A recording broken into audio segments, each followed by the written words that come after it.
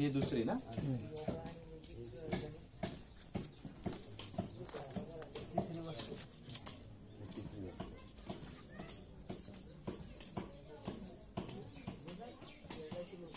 आणि आपल्या गावाचं नाव काय?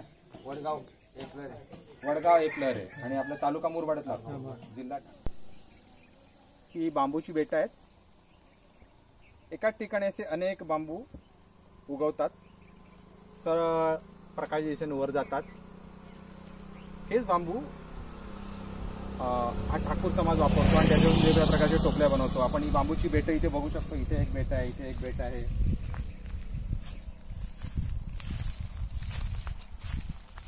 ही रांगेची बांबूची बरीच बेटं इथे आहेत. शेतकरी जे याची लागवड करतात त्यांच्यासाठी एक कॅश क्रॉप आहे आणि जे ठाकूर समाज हे वापरतो याच्यावरून व्यवस्थित चांगल्या चांगल्या वस्तू बनवतो.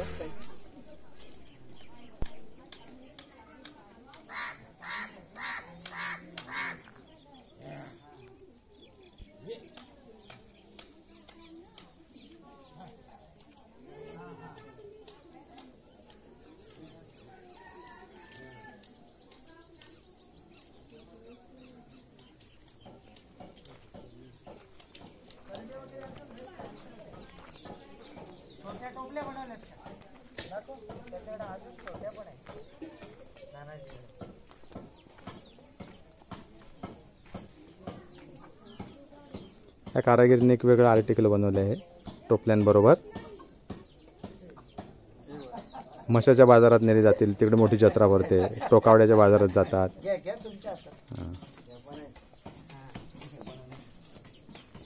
Very good.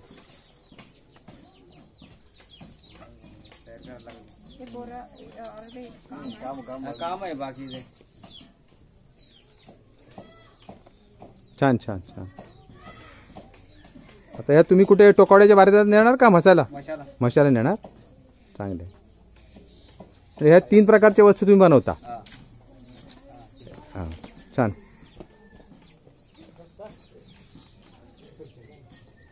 इथे सगळं अंगणात बसून काम चाललेलं असतं. चांगलं आहे. तुमचं नाव काय म्हणालात? पूर्ण सांगा. धनाजी वामन दरोडा. दरोडा. हां. आणि आपलं हे वडगाव, वडाची वाडी, एकलाऱ्याची ना? एकलाऱ्याची. हां. तालुका मुरबाड, जिल्हा ठाणे. चांगलं. हे तुमचं घर. मुलं काय करतात दादा? मुलं शाळेत आहेत. कितवीला आहे? एक 10वीला आहे, एक मुलगी आहे ना. हां. 13वीला आहे. मग ती नाही जात. आता आता घरीच असते. ती करते का काम? मदत करते? हा जो तुम्ही व्यवसाय करता किती वर्षापासून करताय? बरेच लहानपणापासून. तुम्ही शिकले कोणाकडून? बाबाकडून. आई वडिलांकडून शिकले? आम्ही वडिलांकडून शिकलो. अच्छा अच्छा. वडील मरून गेले, मग आम्ही शिकलो. तुम्ही करायला लागले? त्याही शिकवलं. त्यांनी शिकवलं. आता याला लागणार बांबू कुठून येतो तुमचा? बांबू लांबून याला विकत आणायला लागतात. कुठून कुठून येतो? इकडे मुरबाड, सळगाव, त्या भागातून येतो. मग तुम्ही शेतातून जाऊन हे करता का तिथे विक्रीला येतो? नाही, आम्ही विकत आणतो. विकत आणतो. त्यांच्याकडे जायचं शेतामध्ये जो असतो तिथे त्याच्या मालकीत असतात ना, त्याच्यातून मग विकत आणायचं. मग आता तुम्ही हा जो विकायला येणार टोकावड्याला वगैरे जाता तुम्ही ना? हा, जातो. मग दर बाजारला जाता तुम्ही? कोणाला 15 दिवसाने होतो, कोणाला आठवड्यात होतो. तुमचं काय नाव दादा? नामदेव दत्त लष्कर. तुम्ही पण हे बनवता? हा. तुमचं घर कुठे आहे? आमचं इथे. तुम्ही काय हे सगळं बनवता? काय बनवतो ना, याचं बनवतो. आधी याचे बनवायला आधी बनवायला लागते. माग लावायला. हा म्हणजे खालचा भाग आला. त्याच्यावर तर परत लावायचं.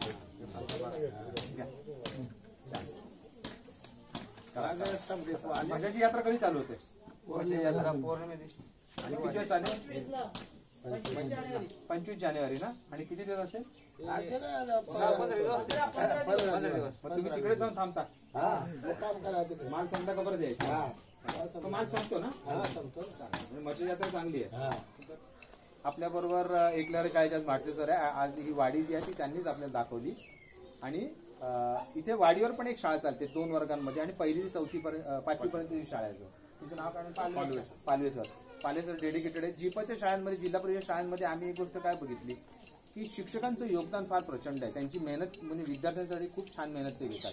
वेगळे उपक्रम पण ते राबवत असतात. वाड्यापाड्यावर मुलांना घेऊन येणं, शाळेत बसवणं, का रे बाबा तब्येत बरी आहे का, किंवा त्यांचं दुसरे काय ऍडमिनिस्ट्रेटिव्ह कामं असतील, समजा त्यांचे आधार कार्ड पॅन कार्ड नसतील तर ती करून घेणं, त्यांच्या शिक्षणाकडे लक्ष देणं, अनेक प्रकारचे सहकार्य जे काही शिक्षक करत असतात.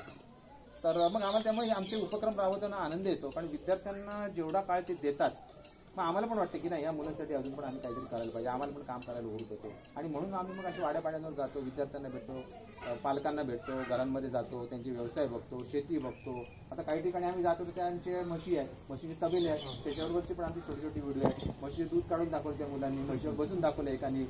असं काही ना काही करतो. किंवा आम्ही शेतीमध्ये गेलो, शेतीमध्ये काहीतरी काकड्याचं, इथे काकडी भेंडी मोठ्या प्रमाणात होती, भरपूर होतं. मग ते पण त्यांच्याबरोबर केलं, मुलांना आनंद वाटतो. त्यातली महत्वाची गोष्ट आमचा काय आहे उपक्रमातला भाग की स्थानिक पातळीवर जे काही काम होतं, ती शेती असेल, दुग्ध व्यवसाय असेल, कुक्कुटपालन असेल, किंवा तुम्ही आता बांबूपासून जे वस्तू बनवताय, ह्या गोष्टी दुर्मिळ होत चालल्या, कमी कमी होत चालल्या. आम्ही ह्याच गोष्टींना परदेशाला मानाचं स्थान प्राप्त करून द्यायचा शाश्वतच्या माध्यमातून आणि युट्यूबच्या माध्यमातून प्रयत्न करतो.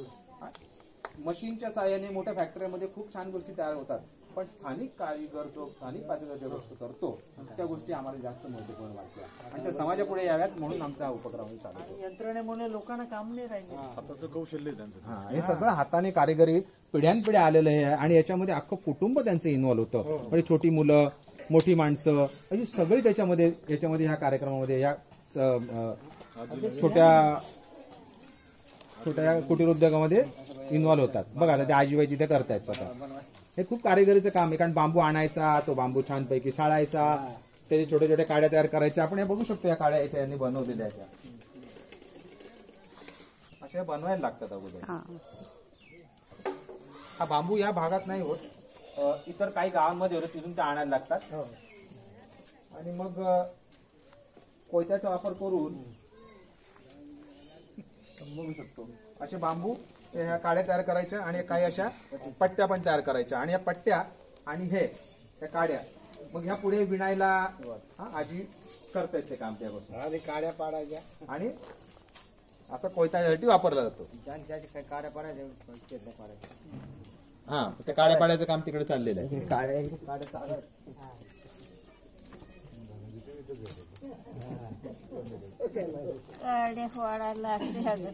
घराच्या अंगणा बसूनच काम चाललेलं आहे.